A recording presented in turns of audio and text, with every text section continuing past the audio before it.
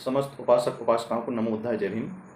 आज आरक्षण के जनक राज ऋषि कोल्हापुर स्टेट के महाराज छत्रपति साहू जी महाराज का जन्मदिन यानी जयंती है।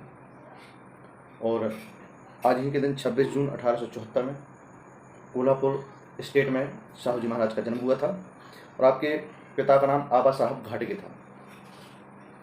और कोल्हापुर रियासत भी एक महत्वपूर्ण रियासत रही है और उस रियासत ने बहुत सारे उतार चढ़ाव देखे हैं।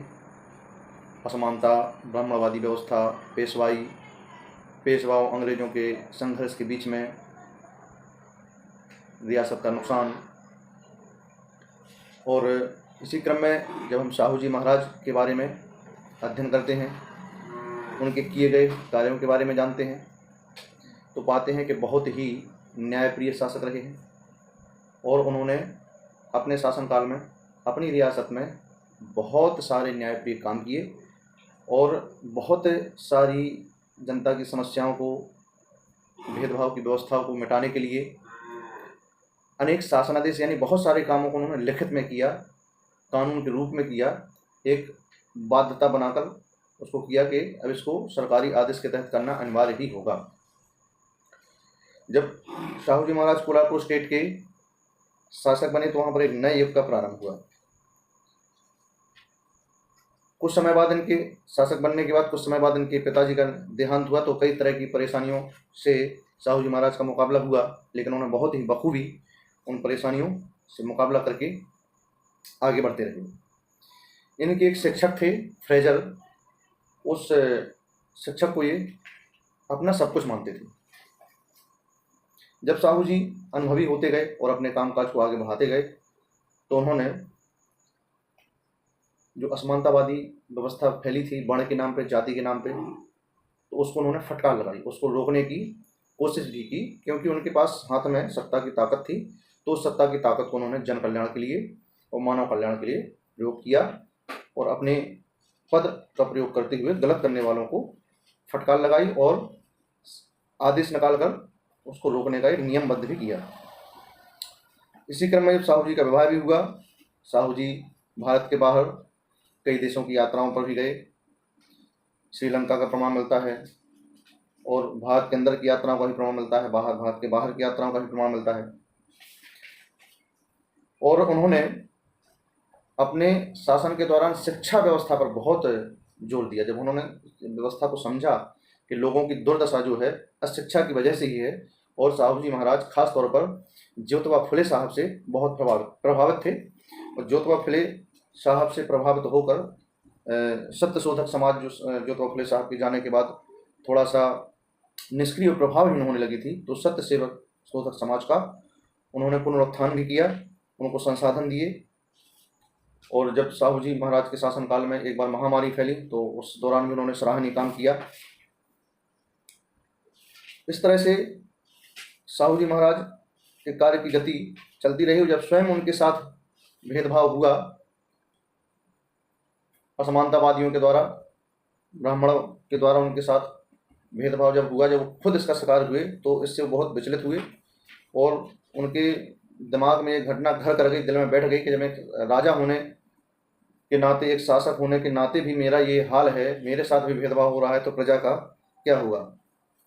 तो इस दौरान उनका कई महापुरुषों से वैचारिक सहमति रही, कुछ महापुरुषों के विचारों उन्होंने अपनाए और हम अपने समकालीन लोगों में भी कुछ लोगों को उन्होंने सहयोग दिया, कुछ लोगों से सहयोग लिया, तो कई लोगों से उनके मतभेद भी रहे, जिसमें बाल गंगाधर तिलक प्रमुख हैं।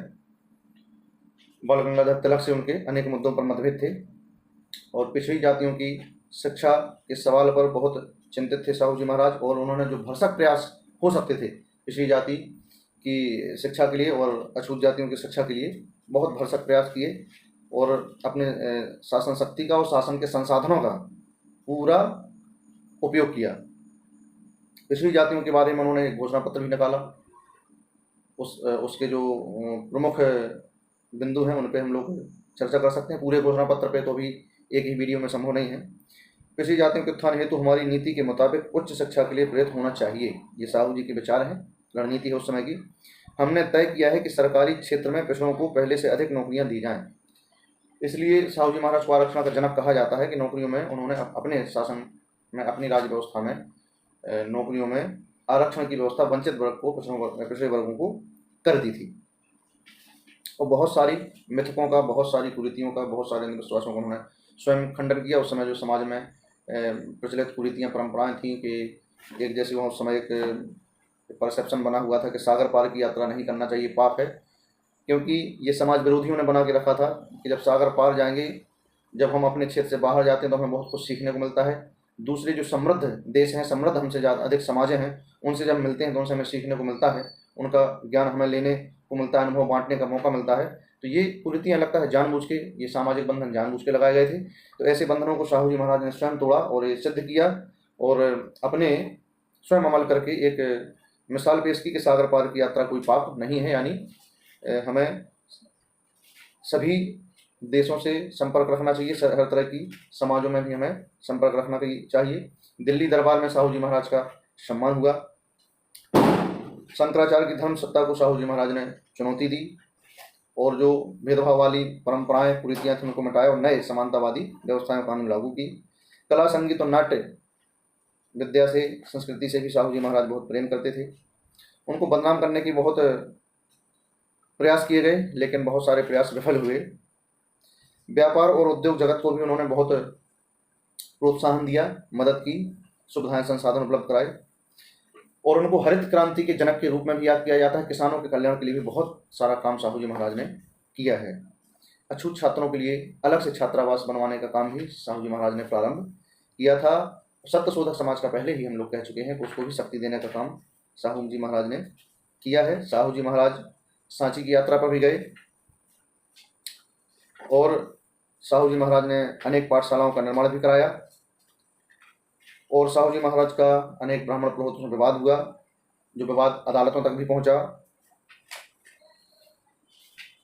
ब्राह्मणवादी सोच का साहू जी महाराज ने विरोध किया। ब्राह्मणवाद से तात्पर्य यहाँ असमानता से है। बाबा साहब ने बाद में अपने संघर्ष में, लेखनी में, साहित्य में स्पष्ट किया कि ब्राह्मणवाद का मेरा मतलब केवल जाति तक सीमित नहीं है, ब्राह्मण के अलावा भी कोई शोषण की नीयत रखता है, शोषण करता है, समानता का व्यवहार करता है, तो वो भी मेरे लिए गलत है, उसका भी मैं विरोध करता हूँ।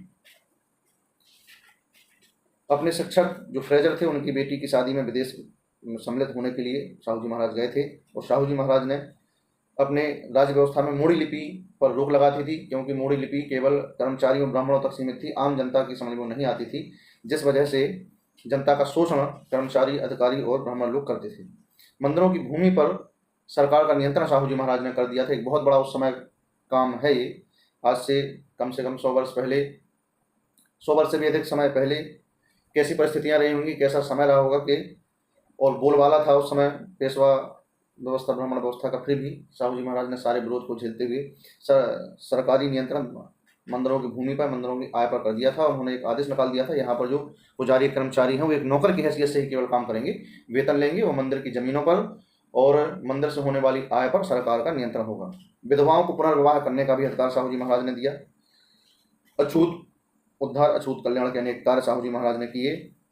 साहू जी महाराज को उनके कार्यों की वजह से, समानता के लिए काम करने की वजह से जो असमानतावादी लोग थे उनसे चिढ़े हुए थे, दुश्मन की तरह उनके प्रति सोच रखते थे, जान से मारने की अनेक धमकियां भी उनको दी गई, लेकिन इन सब चीज़ों से साहू जी महाराज डरे नहीं और उनके बालक युवराज राजाराम का विवाह हुआ। लेकिन बहुत दुखद रहा कि विवाह के कुछ समय बाद ही राजाराम शिकार करते समय एक दुर्घटना में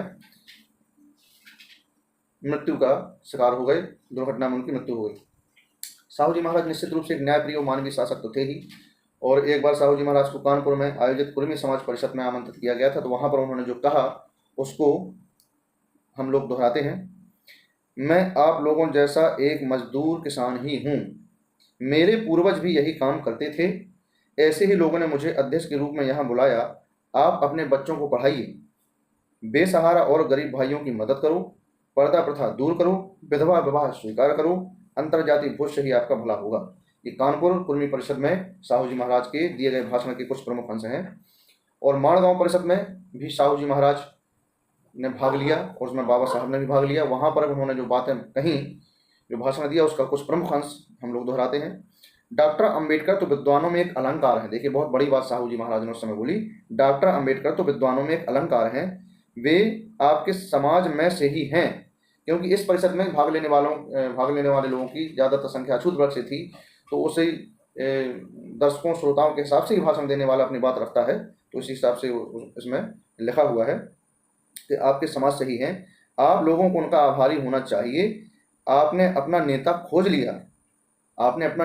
लिया है, इसलिए आपको बधाई। मुझे विश्वास है कि अम्बेडकर ही आप लोगों का कल्याण करेंगे। एक समय ऐसा भी आएगा जब वे सारे देश के नेता होंगे। कितनी बड़ी बात साहू जी महाराज ने कही। और ये सब काम करते हुए, जन कल्याणकारी काम करते हुए, समता, स्वतंत्रता, न्याय, बंधुत्व की स्थापना करने के लिए अपना पूरा जीवन कुर्बान करते हुए आखिर एक दिन वो भी आया कि जब उनके जीवन का अंत हुआ और साहू जी महाराज 6 मई 1922 को इस संसार को छोड़ करके चले गए। लेकिन उनकी सोच, उनकी कार्यशैली, उनके किए गए कार्य, मानवतावाद के लिए उनका संघर्ष आज भी हमेशा याद किया जाएगा। आप अपनी राय और प्रतिक्रिया कमेंट के माध्यम से दे सकते हैं। नमो बुद्धाय। जय हिंद।